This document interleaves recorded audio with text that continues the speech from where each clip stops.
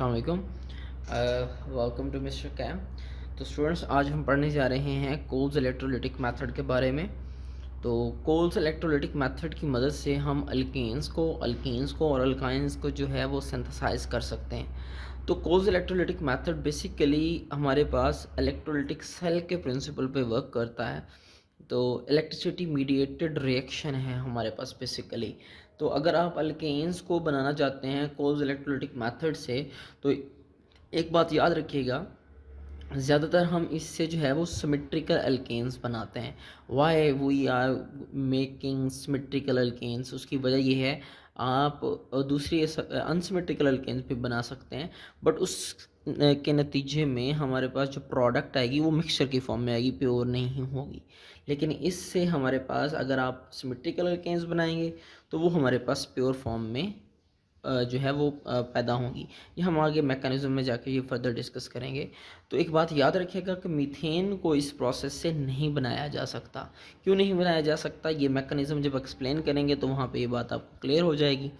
तो एक बात याद रखिएगा, इसमें जो स्टार्टिंग मटेरियल हम लेते हैं वो असल में कार्बोक्सिलिक एसिड का सॉल्ट होता है। तो आपने जो सॉल्ट यहाँ पे यूज़ करना है वो मोनो कार्बोक्सिलिक एसिड का सॉल्ट जो है वो यूटिलाइज़ करना है यहाँ पे। तो देखें, हमारे पास जनरल रिएक्शन में हमारे पास एक सॉल्ट दिया गया है, जनरल सॉल्ट ले लिया है मैंने, सोडियम कार्बोक्सिलेट।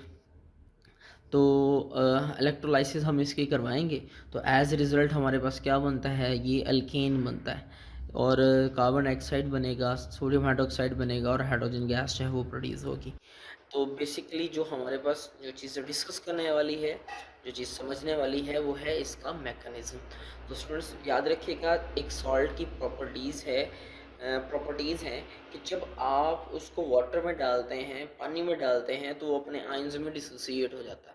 तो देखिए, ये हमारे पास सॉल्ट है, तो हमारे पास सॉल्ट दो तरह के आयन से मिलकर बनता है, कैटाइन से और एनाइन से। तो डेफिनेटली इस सॉल्ट के अंदर भी दो पोर्शन है, एक कैटाइन और एक एनाइन। तो ये वाला जो पोर्शन है दैट इज़ बेसिकली कैटाइन।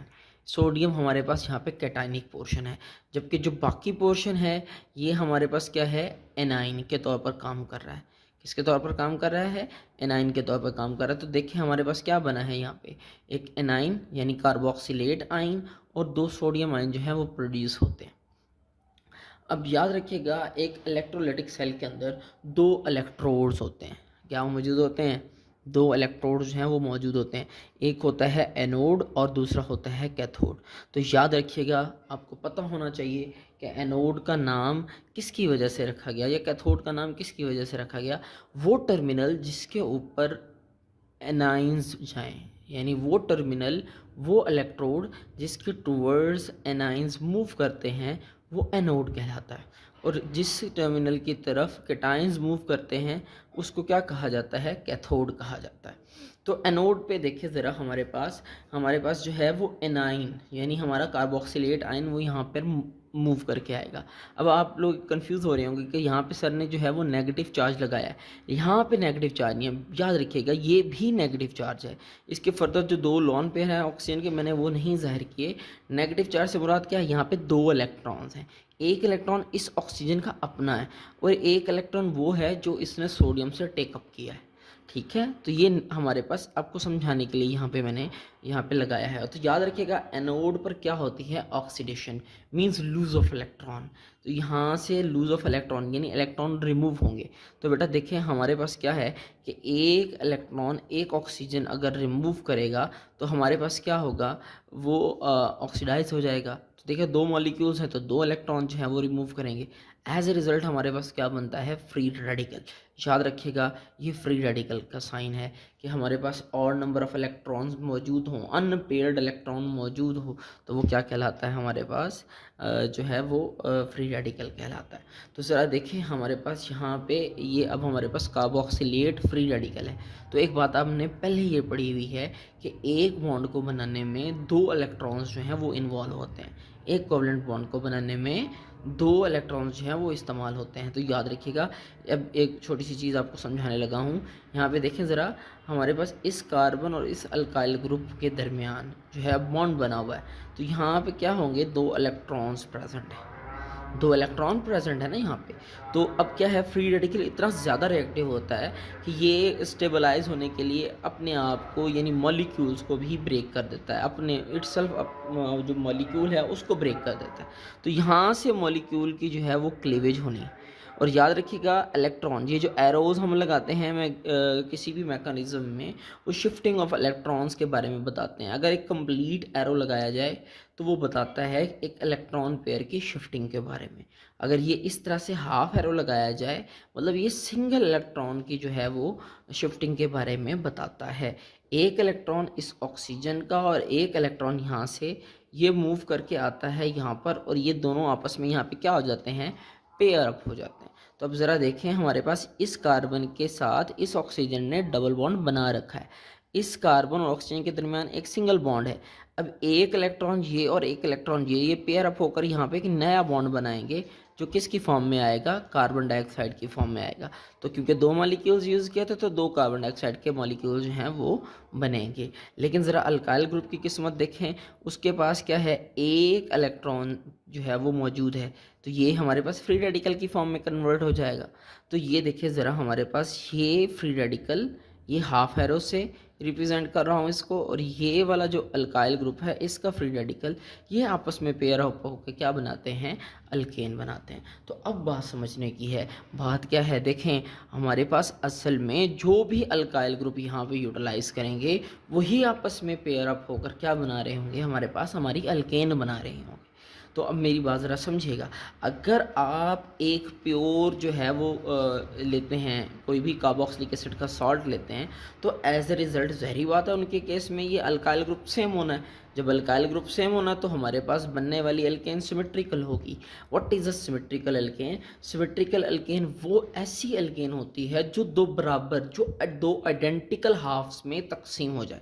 तो अगर आप ज़रा इसको देखें, अगर मैं इसको यहाँ से क्लीव करूँ तो ये दोनों के पार्ट्स जो हैं वो आइडेंटिकल हैं, तो मतलब ये सिमेट्रिकल अल्केन मैं इसको कह सकता हूँ। तो इसी तरह से अगर आप देखें, हमारे पास आप कहते हैं ईथेन, तो यहाँ पे देखें ज़रा, ethane is also a symmetrical alkane. देखिए ये हमारे पास यहाँ से क्लीव करें दो आइडेंटिकल हाफ्स, यानी एक हाफ में मिथाइल है, दूसरे हाफ में भी मिथाइल ग्रुप जो है वो मौजूद है। अच्छा, ये बात तो हमारे पास क्लियर हो गई। अब मीथेन को इस प्रोसेस से क्यों नहीं बनाया जा सकता?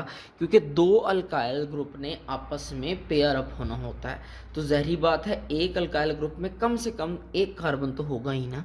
अगर एक अल्काइल में कम से कम एक कार्बन है, यानी एक यहाँ पे एक यहाँ पे है, तो बनने वाली प्रोडक्ट कम से कम दो कार्बन वाली होगी। तो इसलिए मीथेन को इस प्रोसेस से नहीं बनाया जा सकता।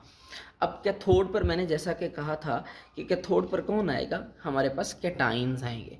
लेकिन याद रखिएगा, जो दो इलेक्ट्रॉन रिमूव हुए थे हमारे पास एनोड से, वो ट्रैवल करके कैथोड के पास आ गए, और ये दो इलेक्ट्रॉन वाटर टेकअप करता है। क्या होता है ज़रा देखिएगा, ये हमारे पास वाटर है H2O, यानी ये हाइड्रोजन और ये हाइड्रोक्सिल ग्रुप, ये दो इलेक्ट्रॉन दो वाटर के मॉलिक्यूल टेकअप करते हैं।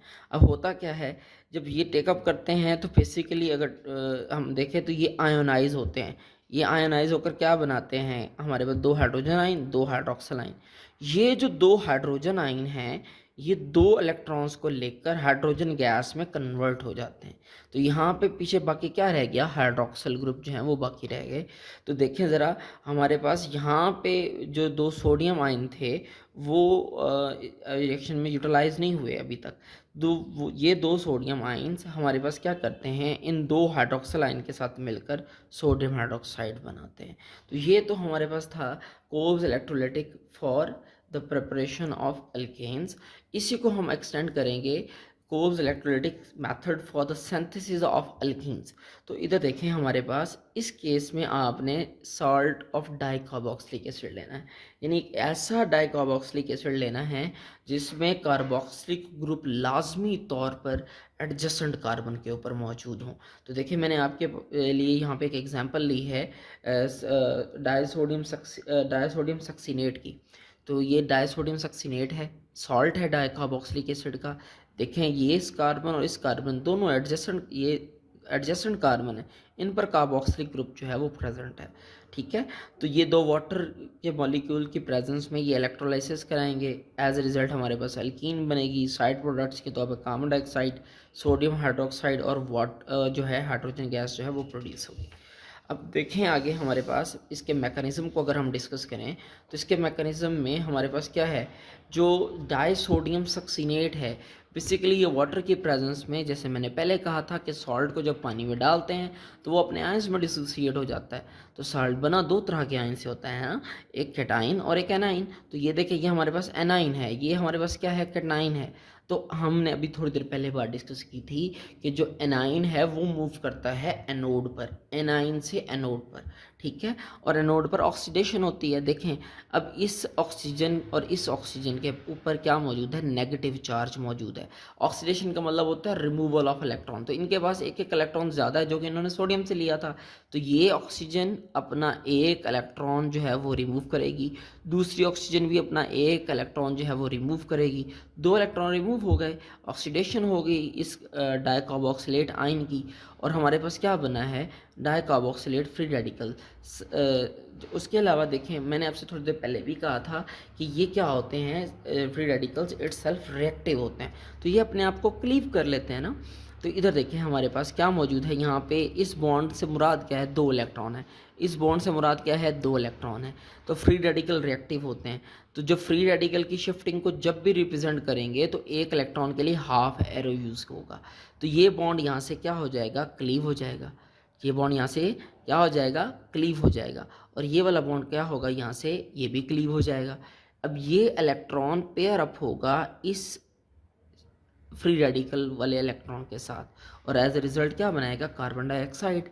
ये देखें यहाँ से भी तो क्लीवेज हो रही है। तो ये एक इलेक्ट्रॉन और एक इलेक्ट्रॉन ये जो मौजूद है, ये दोनों आपस में पेयर अप होंगे, कार्बन डाइऑक्साइड के दो मॉलिक्यूल्स जो हैं वो प्रोड्यूस होते हैं।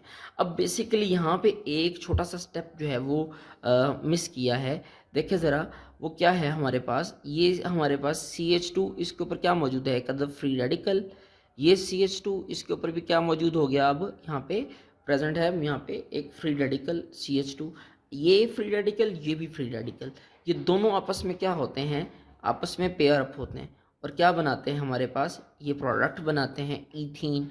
ये हमारे पास देखिए ईथीन जो है इसके रिजल्ट के तौर पर प्रोड्यूस हुई है। कैथोड का रिएक्शन वैसे ही सिमिलर है, जो दो इलेक्ट्रॉन पीछे रिमूव हुए थे एनोड पर, वो दो वाटर के मॉलिक्यूल टेकअप करेंगे, हाइड्रोजन गैस प्रोड्यूस होगी, दो हाइड्रोक्सल आयन प्रोड्यूस होंगे। ये दो हाइड्रोक्सल आयन जो हैं, ये स्टार्ट में जो रिएक्शन के दो सोडियम आयन प्रोड्यूस हुए थे उनके साथ मिलकर क्या बनाएगा, सोडियम हाइड्रोक्साइड बनाएगा। इसी प्रोसेस को हम फर्दर जो है वो एक्सटेंड करते हैं कि हम अल्काइंस को कैसे बना सकते हैं। तो अल्काइंस को बनाने के लिए हमें unsaturated salt of dicarboxylic acid लेना है, लेकिन याद रखिएगा जो कार्बोक्सिलिक ग्रुप है that must be present on the adjacent carbon, क्योंकि याद रखिएगा डबल बॉन्ड हो या ट्रिपल बॉन्ड हो, ये एडजेसेंट कार्बन के दरमियान बनते हैं। तो ये बात आपने जहन में रखनी है। तो इधर देखें हमारे पास रिएक्शन इसका क्या है कि हमने डाइसोडियम मैलिक एसिड का सॉल्ट ले लिया, उसकी हमने इलेक्ट्रोलिसिस करवाई, एज ए रिजल्ट हमारा इथाइन, हमारी रिक्वायर्ड प्रोडक्ट जो है एज ए एल्काइन वो प्रोड्यूस हो रही है। साइड प्रोडक्ट के तौर पर कार्बन डाइऑक्साइड, दो सोडियम हाइड्रोक्साइड के मॉलिक्यूल्स और एक हाइड्रोजन गैस जो है मॉलिक्यूल वो प्रोड्यूस हो रहा है। मैकेनिज्म की तरफ आएँ तो मैंने अभी थोड़ी देर पहले आपको बताया था कि सॉल्ट को जब वाटर में डालते हैं वो अपने आयंस में डिसोसिएट हो जाएगा। तो यहाँ पे maleate ion as a anion और sodium ion as a cation जो है वो प्रोड्यूस होंगे।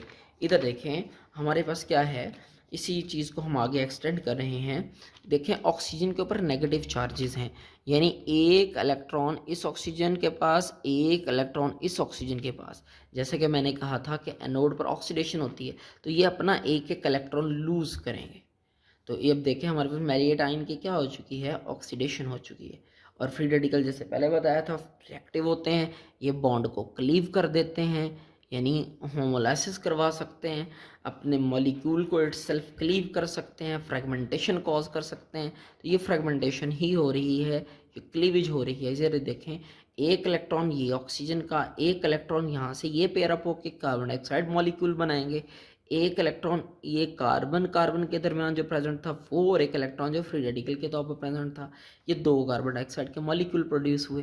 देखिए पहले कार्बन कार्बन के दरमियान डबल बॉन्ड था, अब ट्रिपल बॉन्ड है। कैसे, ज़रा देखिए हमारे पास क्या है, यहाँ पे CH डबल बॉन्ड CH। अब देखें एक इलेक्ट्रॉन ये वाला और एक इलेक्ट्रॉन इस कार्बन का ये मौजूद हैं, ये आपस में क्या कर लेते हैं, पेयर अप हो जाते हैं, और एज ए रिज़ल्ट हमारे पास क्या बनाते हैं, इथाइन बनाते हैं एज ए मेजर प्रोडक्ट।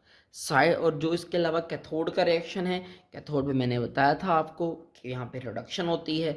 जो दो इलेक्ट्रॉन यहाँ एनोड पे रिमूव हुए थे वो कैथोड पर आएंगे। वो दो इलेक्ट्रॉन कौन टेकअप करेगा, वाटर मॉलिक्यूल दो टेकअप करेंगे, हाइड्रोजन गैस प्रोड्यूस होगी और हाइड्रोक्सल आयन प्रोड्यूस होंगे। दो हाइड्रोक्सल आयन स्टार्ट में प्रोड्यूस होने वाले दो सोडियम आयन के साथ मिलकर क्या बना देंगे, सोडियम हाइड्रो ऑक्साइड बना देंगे।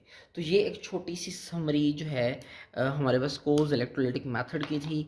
और मैं कोशिश करूँगा कि जो है लेक्चर शॉर्ट हों ताकि आप लोगों के लिए सुनने में और आप लोगों के लिए समझने में दोनों में आसानी हो।